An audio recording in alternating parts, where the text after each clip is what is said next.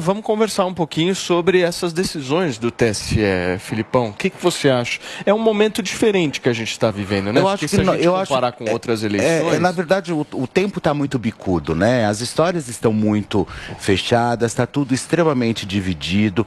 Eu acho que também ir por esse caminho de criminalizar também o TSE e tentar esburacar, tentar jogar, enfim, ligar o ar-condicionado ou o ventilador de forma completamente equivocada. Eu acho, na verdade, assim, que enquanto isso não for decidido a partir do dia 30 de outubro, vai continuar essa guerra. Isso vai continuar, entendeu? Então, assim, um disse, o outro falou, o outro tentou, o outro veio, o outro... Enfim, agora o que adianta? O que adianta é a gente se colocar diante o nosso papel de povo, né, de eleitor, tentando escolher sempre o melhor. Ainda bem que a gente tem essa opção de escolher os melhores ou de fazer as escolhas, porque eu sempre digo que a unanimidade, ela é muito burra, né? Essa é a grande verdade. Eu acho que a partir do momento que você começa a realmente ter esse dever de cidadão e de escolher as pessoas que você vai colocar no poder, você tem que tomar cuidado, você tem que saber olhar, admirar e olhar, e não ficar olhando pelo buraco da fechadura. Twitter não é só fechadura não, viu, pessoal? Rede social não é fechadura não.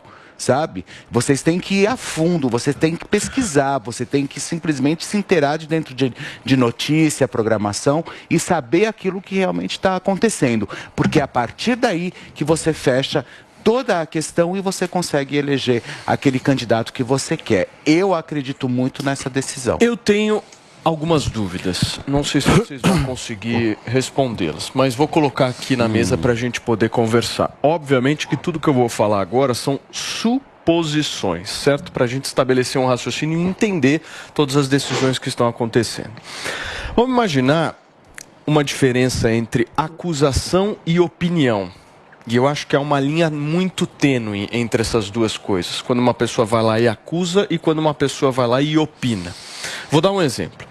Se uma pessoa chega e fala o seguinte: o Lula, se uma pessoa absolutamente hipotética chega e fala o seguinte: o Lula é um ladrão, cometeu de alguma forma algum tipo de crime. Isso aí a pessoa está fazendo uma acusação, certo? Claro. E aí, perante a lei, ela vai ter que apresentar o ônus da prova em relação a isso. Daí você vai para a moral. Beleza. Não é? Ok. Agora, e se uma pessoa chega e fala o seguinte: porra, a minha opinião é que o Lula não me transmite honestidade. Eu acho esse cara meio desonesto. Eu estou incorrendo em crime? Nesse caso, eu não vi ninguém com esse tipo de opinião indo para esse lado. Vocês percebem a diferença das coisas? Ser censurado. O que eu estou vendo eles tirarem, tá tirando muita coisa do ar. Porque, de fato, já foram mais de 22 mil denúncias de fake news este ano. Eles estão sendo acionados, o TSE está sendo cobrado e o TSE precisa agir. Ué, o que foi? Tem um cara comendo pipoca. Então fala, quer falar? Eu tô querendo. O TSE precisa agir contra a sua emissora. Eu tô esperando você defender que o TSE haja contra a emissora que você trabalha. Eu tô me divertindo. Nossa, olha que cara. Olha Padre Calma, que é Padre Kelmo em ação, querendo me colocar contra a Jovem Pan, Padre Kelmo, é isso mesmo? Não joga abaixo não, Padre Kelmo. Fala, por favor, não joga fala aí, abaixo não, falando. Padrinho.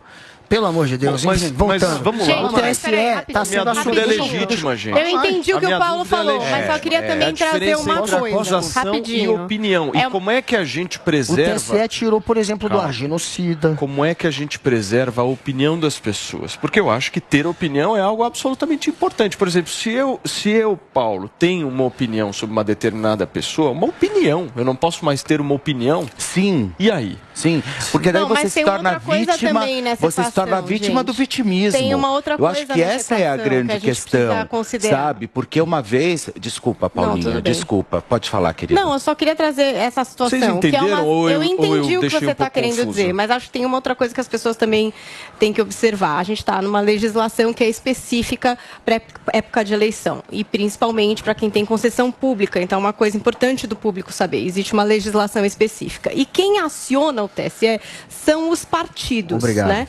Então, no momento em que você vai aí fazer a opção do seu voto, observe o movimento dos partidos. O que esses partidos pedem exatamente ao TSE? E aí depois tem essa parte do TSE também, porque depois eles aprovam ou não, né?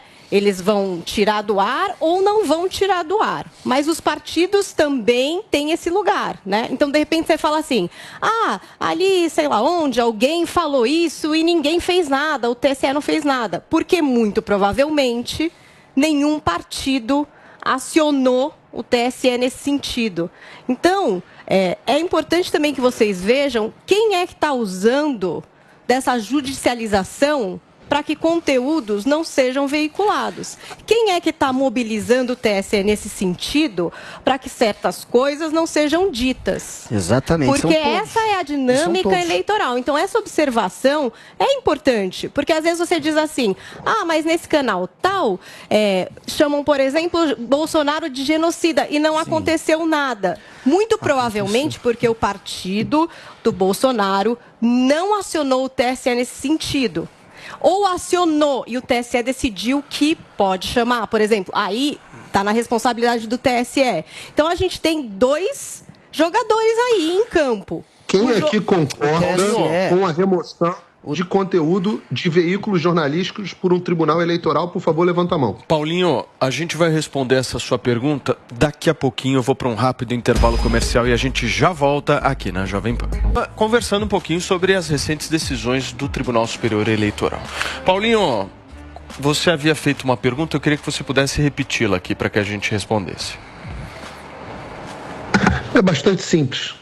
Não estou falando de remoção de propaganda eleitoral.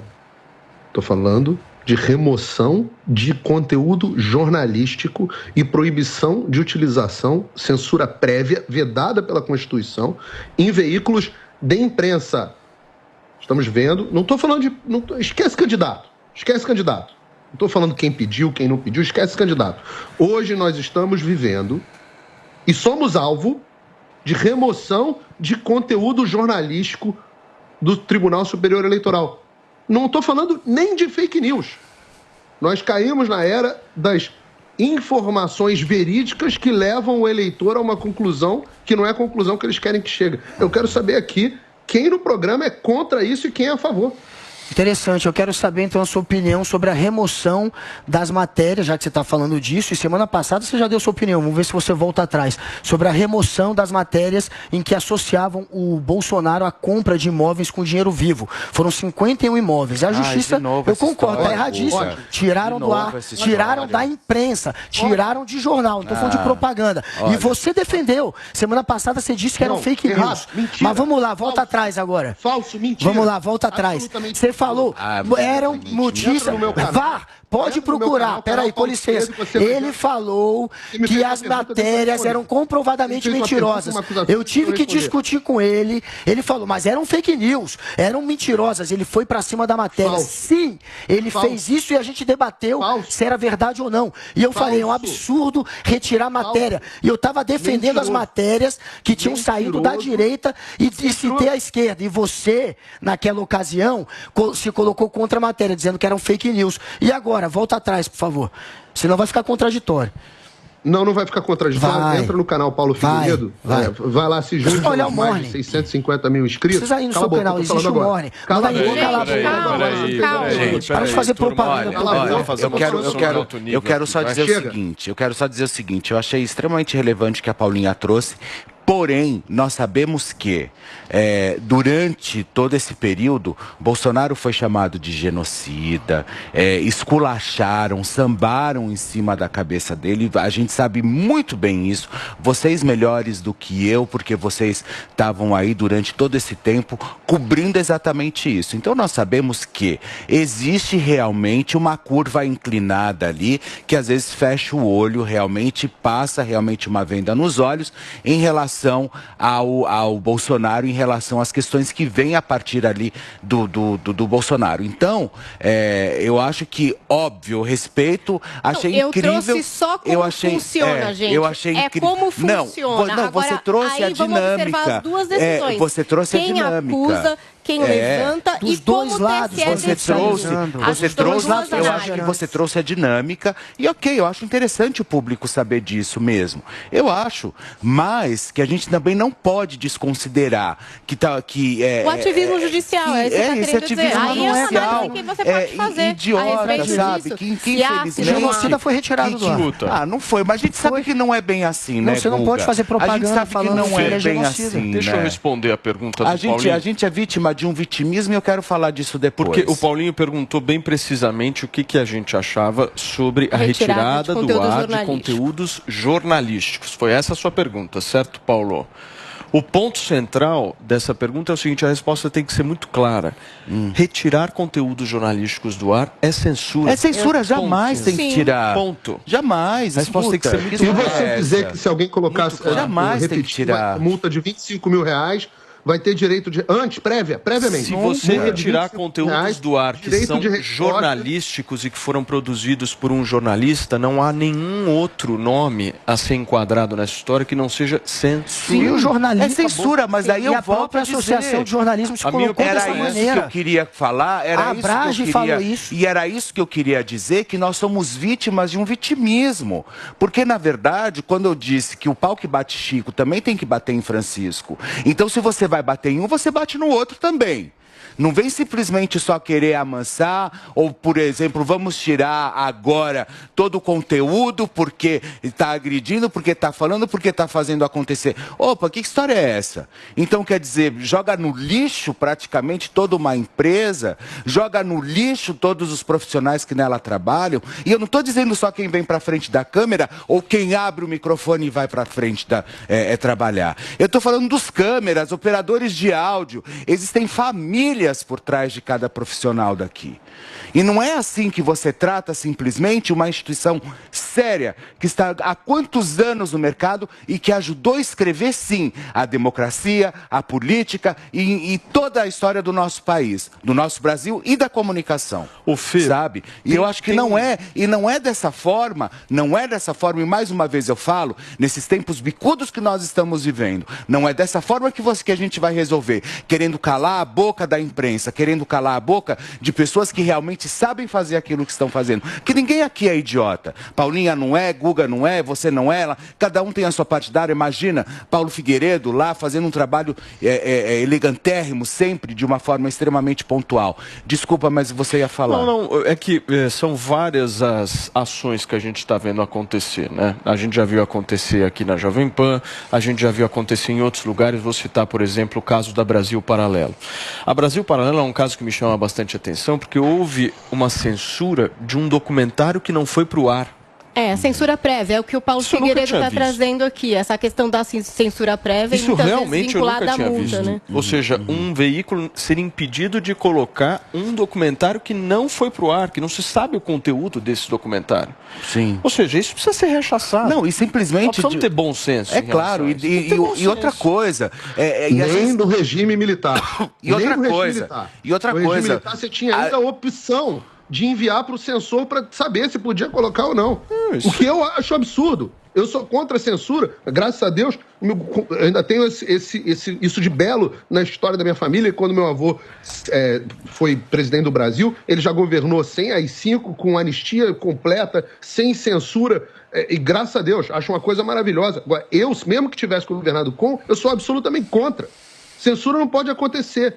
E se o Guga se der ao trabalho de entrar no meu canal, ele vai ver lá, tá o corte, onde eu digo, matéria jornalística não pode ser censurada. Já me manifestei aqui várias vezes. Quando eu digo que a Folha de São Paulo tem que ser fechada, é pelos leitores, que não comprem mais aquela porcaria. O UOL, que tá pegando e deturpando nota interna da Jovem Pan, que algum vagabundo que trabalha nessa emissora vazou, eu acho que um veículo desse não tem que ser fechado pelo Alexandre de Moraes ou por quem quer que seja. Tem que ser fechado pelo público, que não vê mais aquela porcaria. E está acontecendo. Eu acredito no povo, acredito nas pessoas. Agora, tem gente aqui no programa que defendeu o TSE durante todo o momento. E eu falei, o chicote vai mudar de mão. Uma hora esse monstrinho que você está alimentando vai voltar para te comer, para te morder. E voltou. E está aqui no ar. E esse é o momento de virar e falar assim, tem razão, eu estava errado. Eu não vi que essa censura ia descambar no que está descambando. E eu posso avisar vocês todos que estão no ar. Eu não posso falar muito mais. Eu não posso falar muito mais porque eu sou proibido de falar muito mais. Mas eu posso dizer para vocês, vai piorar muito ainda. Isso é só o começo. Eu não... Isso, cara, olha, eu acho que a forma... Deixa eu terminar, por favor. Desculpa. Gente, uma vez que a liberdade ela é tomada, ela só é recuperada através de luta, através de sangue. Nenhum tirano abre mão de poder por vontade própria.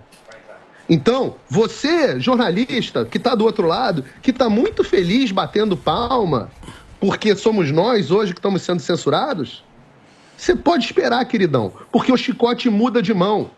Eu tô brigando por você também.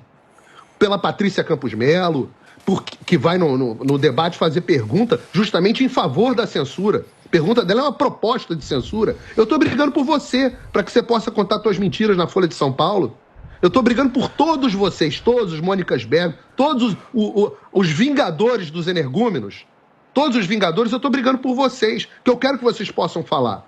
A única forma de eu garantir que vocês nunca mais tenham credibilidade é que vocês continuem falando. Mas eu quero poder falar também. Essa é a única coisa que eu quero. Não tem debate, não tem discussão quando o outro lado quer te calar. Quando o outro lado quer calar você, não há diálogo. Diálogo. Duas conversas, duas ideias. Se o outro lado quer te calar, não há diálogo. E reparem, nós somos proibidos hoje de falar fatos. Fatos. Porque podem levar o eleitor a conclusões equivocadas. Ora, vem uma recomendação para que a gente não faça, e eu vou parar por aqui, que a gente não faça críticas a um tribunal. Qual o regime que a gente tem medo de fazer crítica a uma autoridade constituída, gente? Pelo amor de Deus. Qual o regime? Então, assim, numa boa, eu não vou continuar porque é isso aqui que eu tenho a dizer. Muito bem, turma.